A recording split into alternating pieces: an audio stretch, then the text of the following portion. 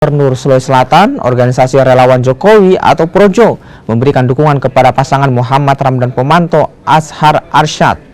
Dukungan diberikan dengan penyerahan surat rekomendasi oleh Ketua Projo Sulsel kepada Muhammad Ramdan Pomanto di Posko Projo Sulsel, Jalan Serigala, Kota Makassar.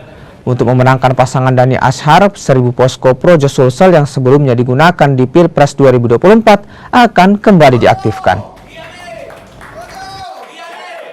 Kami sudah tahu cara menang ya, 2 kali Pak Jokowi, 1 kali Pak Prabowo, jadi sudah 3 kali kita mengalami bagaimana situasi di lapangan. 24 kabupaten kota, kita sudah paham karakter-karakternya.